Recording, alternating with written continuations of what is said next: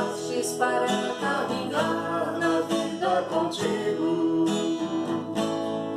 Decidi para sempre seguir-te, não voltar atrás.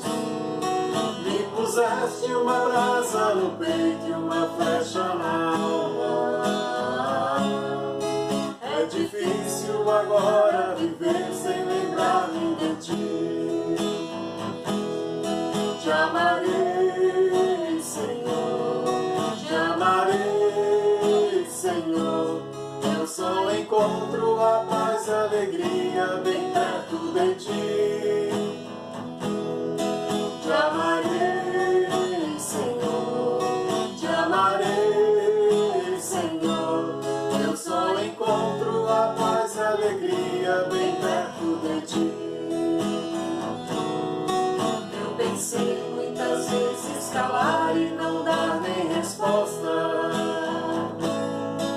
Eu pensei na fuga, esconder-me longe de ti. Mas sua força venceu e ao final eu fiquei seduzido. É difícil agora viver sem lembrar-me de ti.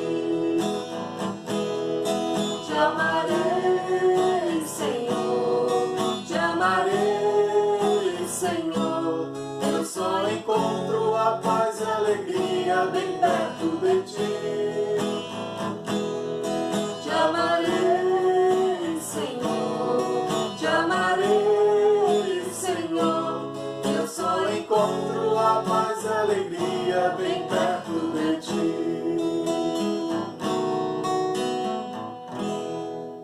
Olá, minha saudação, caro irmão cursilista de toda a área de Itajaí. Eu sou o Padre Lucas, eu sou vigário paroquial da Paróquia Divino Espírito Santo de Camboriú. Hoje estarei convosco nesta escola vivencial. Vamos falar sobre as congregações religiosas. Hoje é dia 24 de maio. Nós celebramos a memória de Nossa Senhora, Mãe da Igreja. Ontem concluíamos o tempo pascal com a solenidade de Pentecostes. Ontem, 50 dias após a ressurreição de Jesus, celebrávamos a vinda do Espírito Santo sobre toda a Igreja. Maria estava lá no Calvário, Mãe de Jesus. Estava lá no cenáculo, Mãe da Igreja. A Igreja é o corpo místico de Cristo. Ela é mãe da cabeça, Jesus. Ela é mãe do corpo, a Igreja. Ela é nossa mãe. Nada mais justo do que retomar este tempo litúrgico comum, precisamente celebrando Nossa Senhora. Vamos, no início deste nosso encontro, invocar a Santíssima Trindade, suplicar as luzes do Espírito Santo e a proteção de Nossa Senhora. Em nome do Pai, e do Filho, e do Espírito Santo. Amém. Vinde, Espírito Santo, enchei os corações dos vossos fiéis, e acendei neles o fogo do vosso amor. Enviai, Senhor, o vosso Espírito, e tudo será criado, e renovareis a face da terra. Oremos.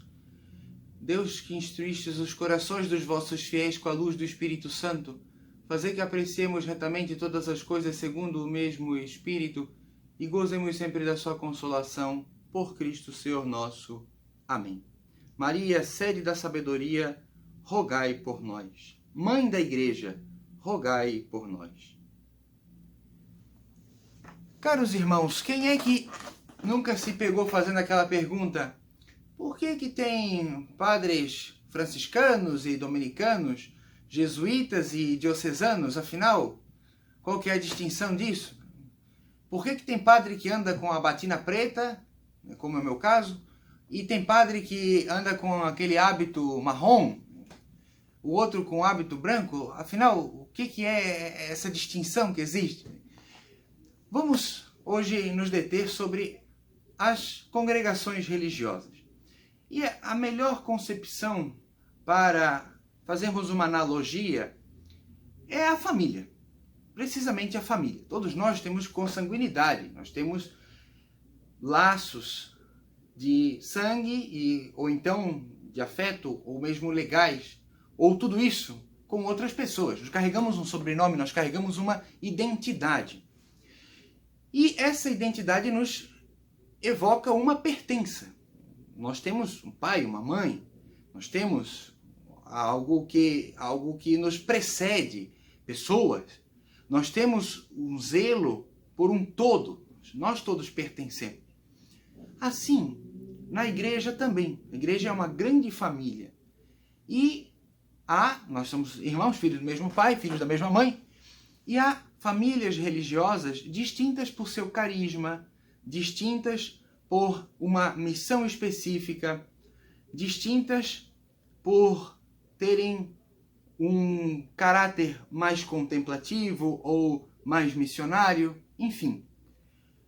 Uma congregação religiosa é sempre composta de pessoas, seja ela masculina ou feminina, que fazem votos públicos, que fazem a sua consagração a Deus e vivem ali, na sua família religiosa, de acordo com aquela missão específica que é o carisma próprio de cada uma dessas congregações. Antes, porém, de me aprofundar nessa questão da congregação, eu quero explicar um paralelo com a diocese. O que é uma diocese? É uma porção da Igreja de Deus. A Igreja Católica ela está no mundo inteiro. E cada diocese é uma porção dela, não é uma parte. Porque a parte compreende que falta algo, né? Está apenas parte. Não. Uma diocese é uma porção. Toda a igreja está ali, dentro daquelas proporções. Ela tem um bispo, ela tem o seu presbiterado, quer dizer, tem seus padres, seu presbitério, ela tem os seus diáconos e tem os seus organismos, e evidente, a maior parte dela é composta pelo povo de Deus, os leigos, né? O povo de Deus são todos esses, mas há aqueles que vivem na sua vida de família, vivem no seu trabalho ordinário. Isso é uma porção do povo de Deus, uma diocese. Também não é a única espécie de porção do povo de Deus, a diocese. Existem, por exemplo, prelazias territoriais, existe até prelazia pessoal, mas aqui eu quero me deter na diocese porque para fazer esse paralelo com a família religiosa, para compreendermos. Uma diocese ela sempre evoca, portanto, um território geográfico. Sempre. Ela tem algo que pertence ali.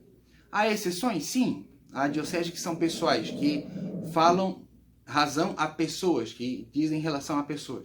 Mas aqui quero me deter no exemplo de um território geográfico para facilitar. Vamos tomar aqui o exemplo da nossa arquidiocese de Florianópolis.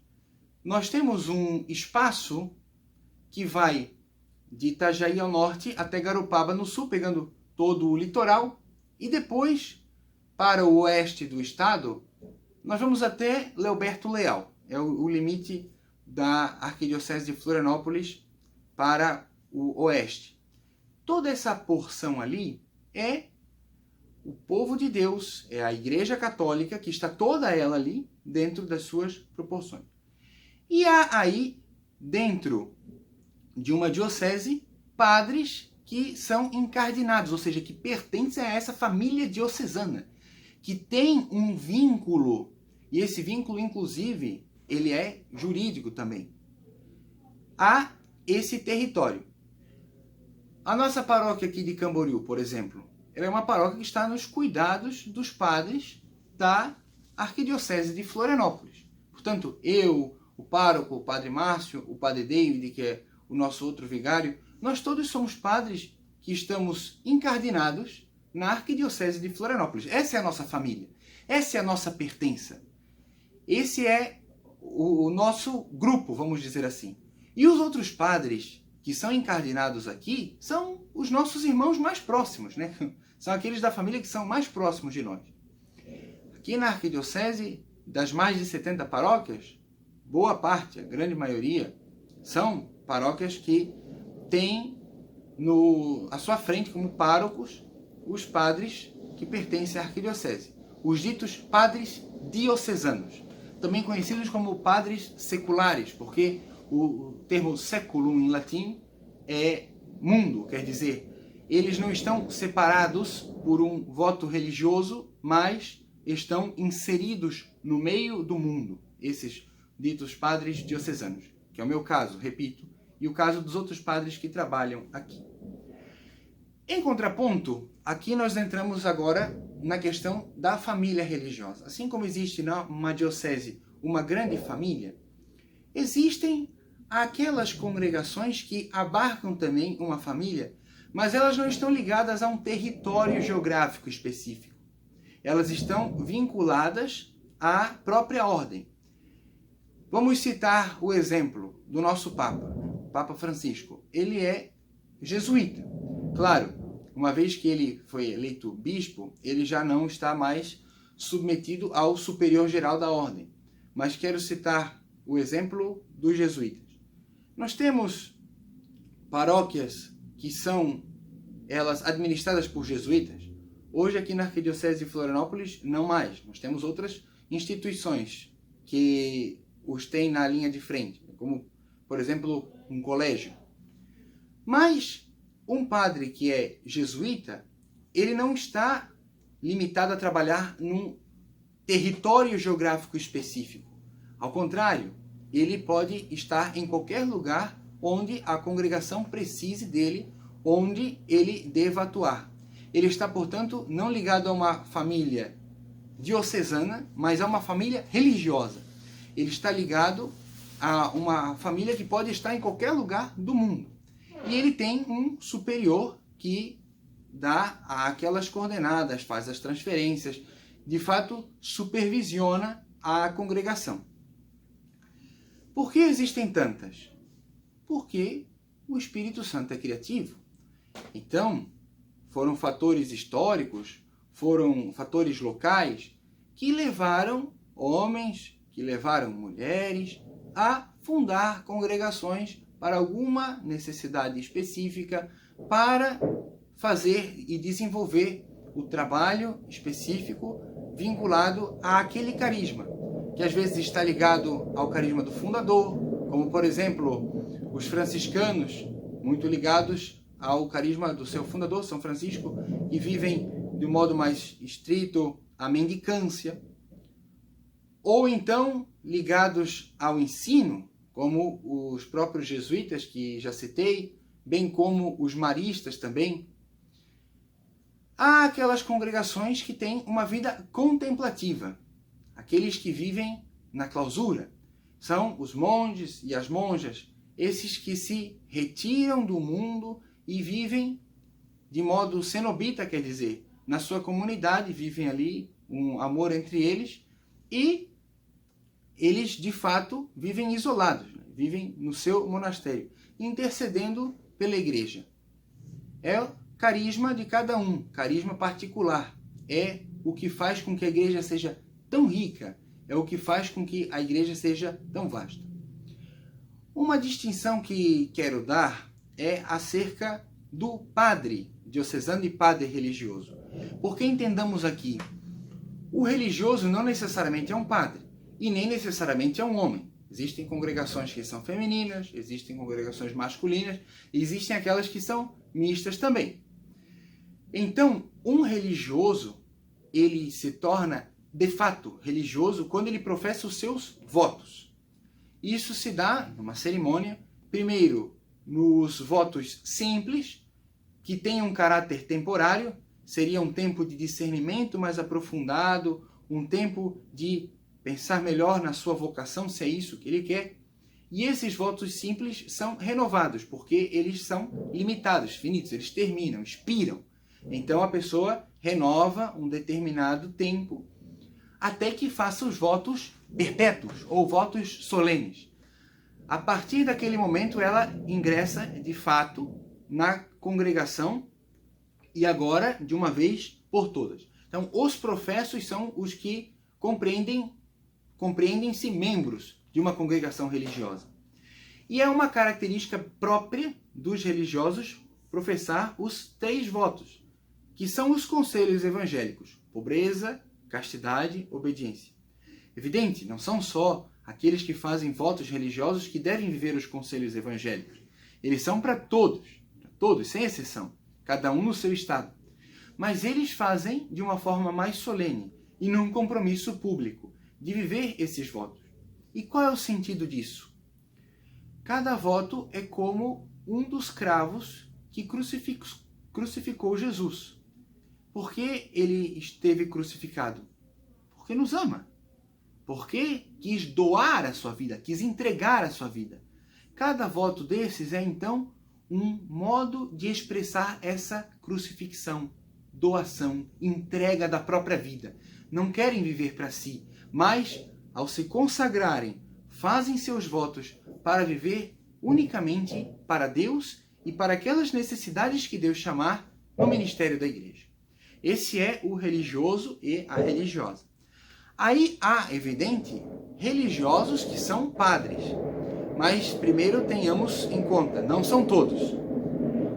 Há alguns dentre os religiosos que, de fato, são ordenados padres. E essa é uma distinção que eu quero trazer aqui. O que é um padre, afinal? O que é alguém que é ordenado padre? É alguém que recebe o sacramento da ordem no 2º grau. Então, a profissão religiosa, ela não é um sacramento. Ela tem sua importância evidente, mas ela não é um sacramento, não é um daqueles 7 que são ministrados na igreja. Portanto, também a profissão religiosa não imprime um caráter, ela não modifica a alma da pessoa, ao contrário do que acontece no sacramento da ordem. O sacramento da ordem, esse que é um dos 2 sacramentos de missão, ele configura o ordenado a algum ministério específico de Jesus. O 1º grau, o grau do diaconato, há esse serviço, como é próprio da etimologia, né? Da diaconia, vive um serviço. O presbítero, que é o 2º grau, a configuração própria daquele que é o ancião, quer dizer, aquele que está à frente. E depois o 3º grau, o episcopado, que é aquele que supervisiona. O 2º e o 3º graus da ordem, ou seja, o 2º, os presbíteros, os padres, e o 3º grau, os bispos, os episcopos, esses 2 são sacerdotes. Portanto, um padre e um bispo é quem é ordenado no 2º e no 3º grau da ordem. Há padres, portanto, dentro das congregações religiosas, mas há padres também que não são ligados a congregações, como é o caso dos diocesanos. É o meu caso, o caso dos outros padres aqui. Nós somos padres pertencentes a uma diocese. O nosso vínculo está todo ele voltado para a diocese. É por isso que nós usamos, muitos de nós, o hábito próprio de quem é secular, quer dizer, de quem não tem uma régula, uma regra, né? Que é a batina. Um padre que está dentro de uma ordem religiosa, um padre franciscano, um padre jesuíta, um padre beneditino, ele usa o hábito próprio daquela ordem. Os 2 são padres? Sim. Os 2 têm as mesmas faculdades? Sim.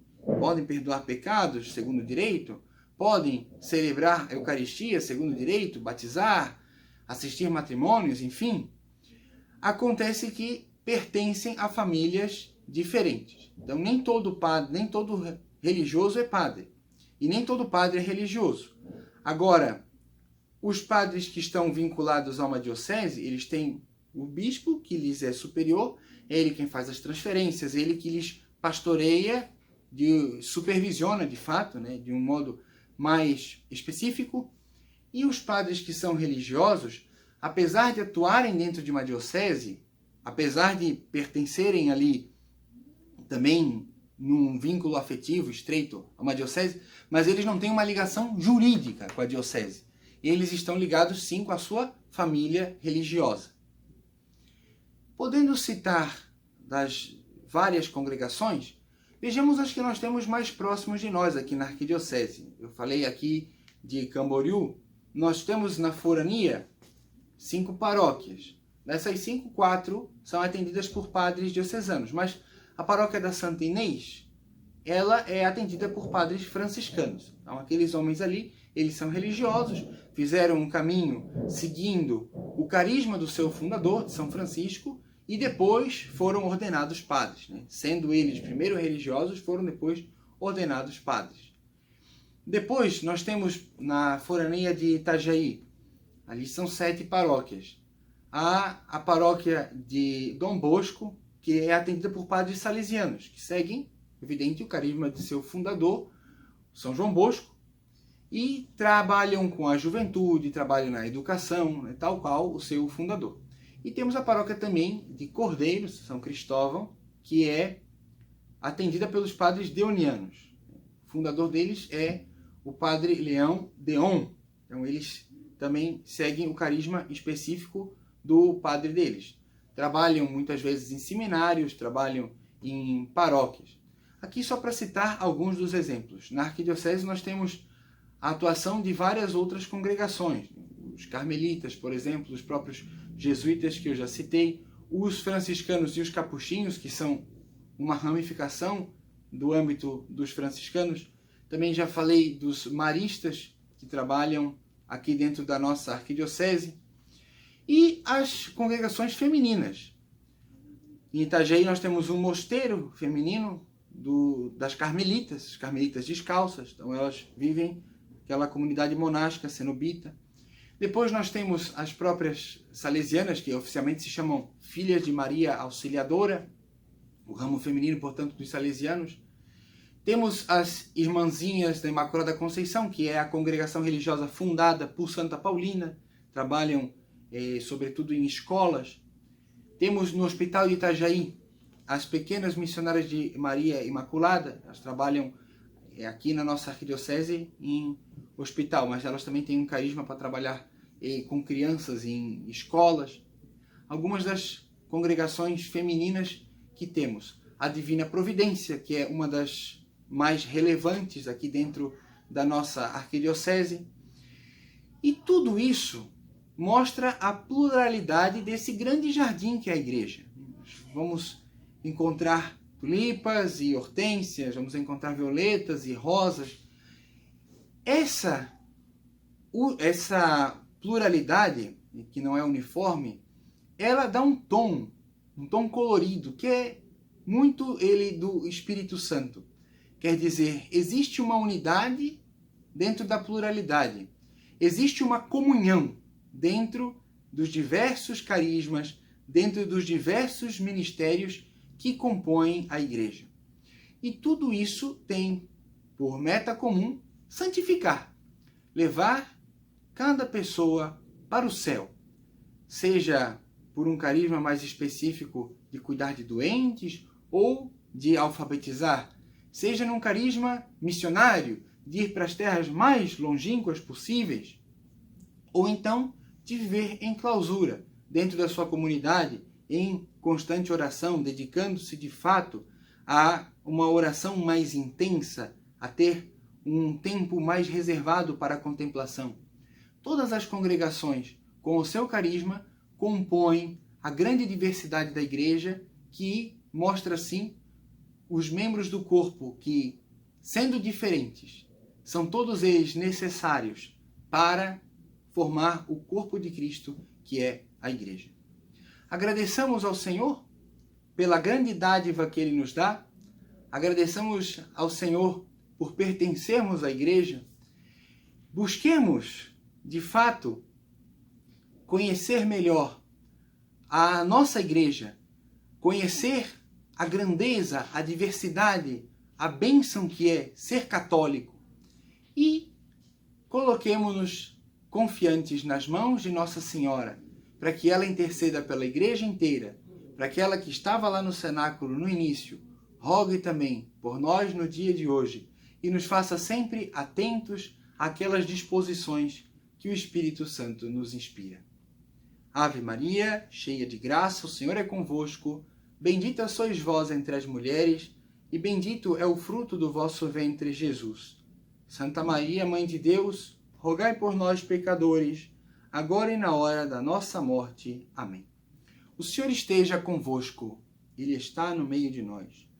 Por intercessão da bem-aventurada Virgem Maria, Mãe da Igreja, de São José, seu castíssimo esposo, abençoe-vos Deus Todo-Poderoso, Pai e Filho e Espírito Santo. Amém. Encontrar com Jesus é um presente, conviver com Jesus é a paz, anunciar o seu reino é preciso, para o mundo poder melhorar. Cristo deu a vida para me salvar, ai de mim se eu não evangelizar. Cristo deu a vida para me salvar, ai de mim se eu não evangelizar. Caminho rumo a Santiago, o Espírito Santo soprou, sua chama acendeu novo tempo, movimento de concílios criou. Cristo deu a vida para me salvar, ai de mim se eu não evangelizar. Cristo deu a vida para me salvar, ai de mim se eu não evangelizar. É São Paulo nosso padroeiro, um exemplo como caminhar. Então vamos, irmãos, pois a vida quer estar presente em todo lugar. Cristo deu a vida para me salvar.